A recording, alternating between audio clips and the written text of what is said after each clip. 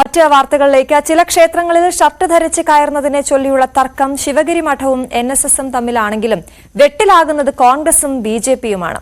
Shirt വിവാദത്തിൽ ഏത് പക്ഷം നിന്നാലും ഉണ്ടാകാൻ സാധ്യതയുള്ള അപകടം തിരിച്ചറിഞ്ഞ് തന്ത്രപരമായ മൗനത്തിലാണ് ഇരു പാർട്ടികളും. ഇതിൽ നേട്ടമുണ്ടാകുക CPMനാകും. ഷർട്ട് വിവാദത്തിൽ ശിവഗിരി മഠത്തിനൊപ്പമോ NSSനൊപ്പമോ ഏതു പക്ഷം നിന്നാലും മറുഭാഗത്തു നിന്ന് തിരിച്ചടിയുണ്ടാകും. വിഷയത്തിൽ ശരിക്കും പെട്ടുനിൽക്കുകയാണ് കോൺഗ്രസും BJPയും. ശിവഗിരി മഠത്തിനൊപ്പമെന്ന് മുഖ്യമന്ത്രി തന്നെ നിലപാട് പ്രഖ്യാപിച്ചതോടെ ഇതിൽ നേട്ടം കാണുന്ന പാർട്ടി CPM ആണ്. മുഖ്യമന്ത്രിക്കൊപ്പം ശിവഗിരി മഠത്തിനെതിരെ കൂടി NSS general secretary Sukumaran Nair പറഞ്ഞതും CPMന് ഗുണമായി. ഈഴവ വോട്ടടിത്തറ തിരിച്ചുപിടിക്കാനുള്ള CPM ശ്രമങ്ങളെ സഹായിക്കുന്നതാണ് വീണുകിട്ടിയതെങ്കിലും ഈ തർക്കം. വെള്ളാപ്പള്ളി നടേശനെയും SNDPയും എതിർക്കും പോലെയല്ല ശിവഗിരി മഠത്തെ എതിർക്കുന്നത്.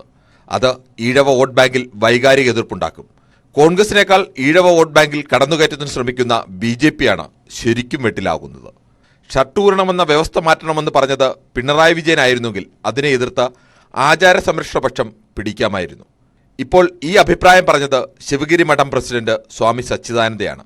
പിണറായി വിജയൻ അതിനോട് യോജിച്ചു എന്നേയുള്ളൂ. NSS general secretary G Sukumaran നായരുടെ പ്രതികരണം വന്നില്ലായിരുന്നെങ്കിൽ ഈ വിഷയം ഇത്രത്തോളം ചർച്ചയാകുമായിരുന്നില്ല. ശിവഗിരി മഠം NSS തർക്കമായി മാറില്ലായിരുന്നു.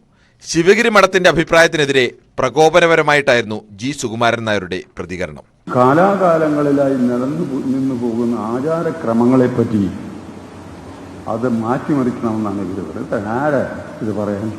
പതിവ് ശൈലി വിട്ട കടുത്ത പ്രതികരണവുമായി ശിവഗിരി മഠവും രംഗത്ത് വന്നു. ശ്രീനാരായണ ഗുരുവിന്റെ അനുയായി എന്ന നിലയിൽ എനിക്ക് പറയുവാനുള്ള ധാർമ്മികമായ ചുമതലയുണ്ട്, കടമയുണ്ട്, കടപ്പാട്.